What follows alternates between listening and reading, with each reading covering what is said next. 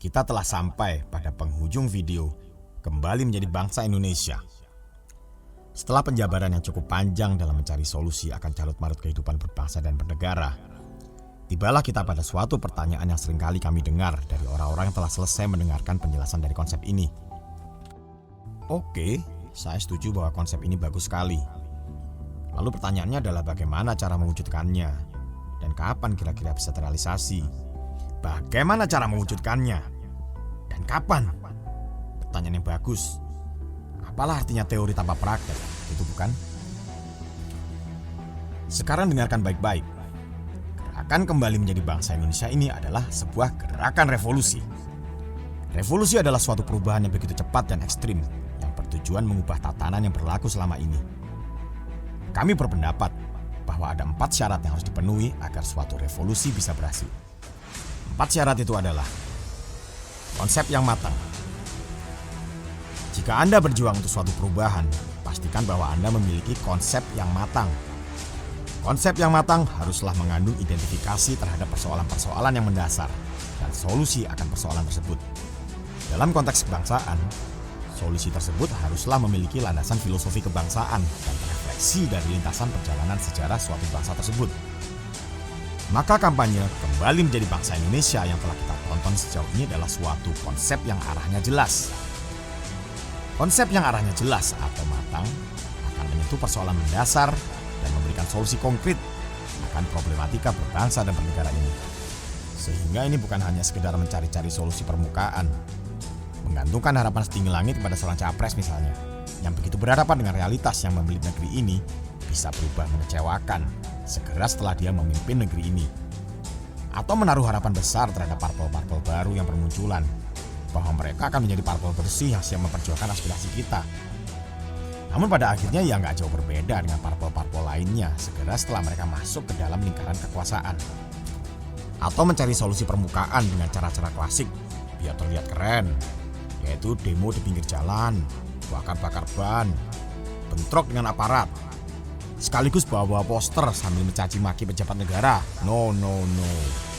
Kita tidak akan bermain-main di ranah itu lagi. Sudah nggak zamannya lagi berjuang dengan pendekatan yang demikian. Ranah perjuangan kita untuk negeri ini adalah mengembalikan bangsa dan negara ini kepada relnya, meniupkan ruh ke dalam jiwa-jiwa segenap bangsa Indonesia, agar negeri ini kembali kepada kitanya sebagaimana yang diperjuangkan oleh para pendiri Republik Indonesia. Sekali lagi, konsep ini haruslah menyentuh persoalan mendasar dan memberi solusi konkret atas problematika berbangsa dan bernegara saat ini. Maka setelah konsep yang matang itu digulirkan secara sistematis, masif, dan terus-menerus, maka konsep tersebut haruslah mendapatkan dukungan rakyat. Ya, apalah artinya sebagus apapun konsep tanpa dukungan rakyat? Dan bukankah kita melakukan ini semua demi mewujudkan keadilan sosial bagi seluruh rakyat Indonesia?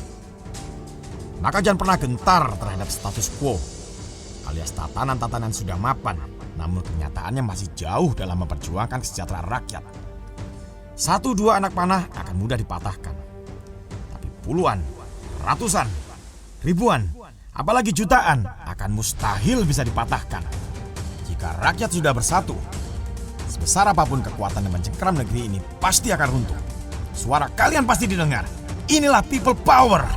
Inilah kekuatan rakyat. Jika segenap rakyat Indonesia bisa bersatu untuk mendukung konsep Kembali Menjadi Bangsa Indonesia, maka secara alamiah akan lahirlah seorang pemimpin. Ya, pemimpin. Sebuah revolusi atau pergerakan rakyat tidak akan berhasil tanpa seorang pemimpin. Dan jika Tuhan berkehendak, sang pemimpin ini akan terlahir dari pergerakan rakyat itu sendiri. Bukanlah macam pemimpin karbitan yang tiba-tiba nongol begitu saja karena dicalonkan oleh parpol atau ala politik dinasti. Pemimpin yang kita tunggu akan terlahir dari jalan revolusi bersama-sama dengan rakyat. Dia adalah seorang yang ikut merasakan pahit getir penderitaan rakyat. Seorang yang ikut merasakan bau keringat, bahkan amis darah. Pemimpin seperti ini pasti ikhlas dalam berjuang dan jauh daripada mementingkan kepentingan pribadi. Ini adalah pemimpin yang mendedikasikan hidupnya untuk perjuangan, mempersembahkan jiwa raganya untuk negeri ini. Maka jika kau melihat seorang figur berkarisma, bisa menggerakkan dan menggetarkan hati orang banyak, memiliki cita-cita luhur untuk bangsa dan negaranya, namun tidak pernah menyatakan bahwa dirinya adalah orang yang pantas memimpin negeri ini.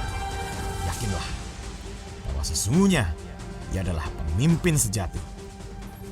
3 syarat revolusi telah kita dapatkan: konsep yang matang, dukungan rakyat, pemimpin. Lalu apa syarat terakhir?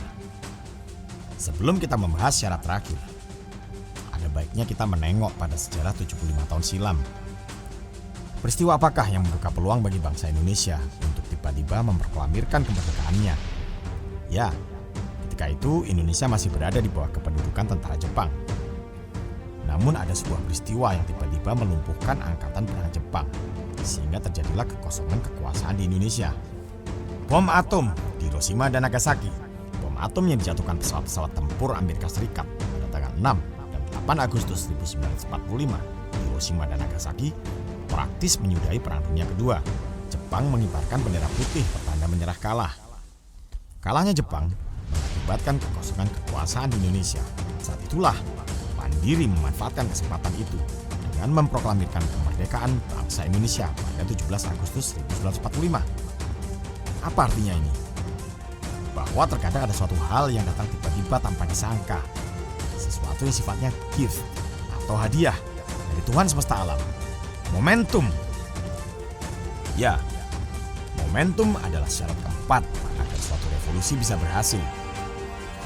Patut diingat bahwa momentum baru akan mewujudkan keberhasilan suatu revolusi apabila didahului oleh 3 syarat: konsep yang matang, dukungan rakyat, dan pemimpin. Sekarang coba bayangkan apa yang akan terjadi jika saja pada saat pemboman Hiroshima dan Nagasaki itu bangsa Indonesia tidak pernah mengumumkakan gagasan kebangkitan nasional pada 1908. Tidak pernah ada Sumpah Pemuda yang membangkitkan kesadaran satu tanah air, satu bangsa, dan satu bahasa pada 1928.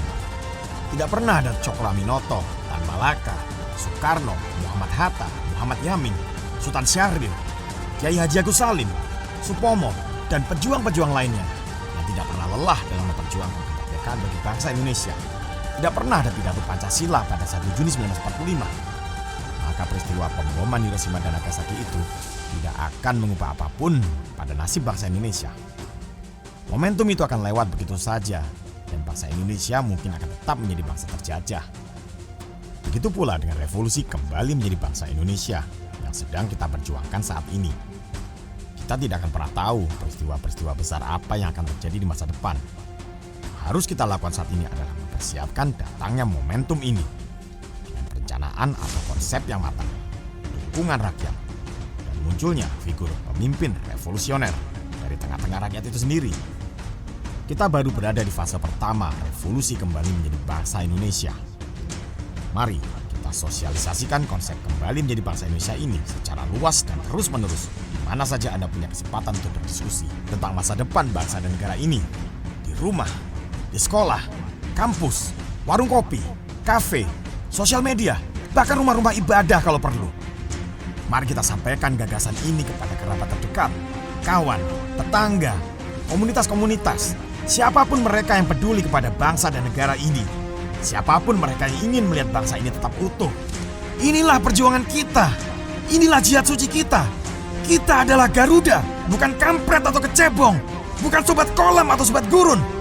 Sudah waktunya kita singkirkan sentimen politik, sentimen agama dan suku, sentimen golongan untuk bergandengan tangan, wahai saudara-saudaraku sebangsa dan setanah air.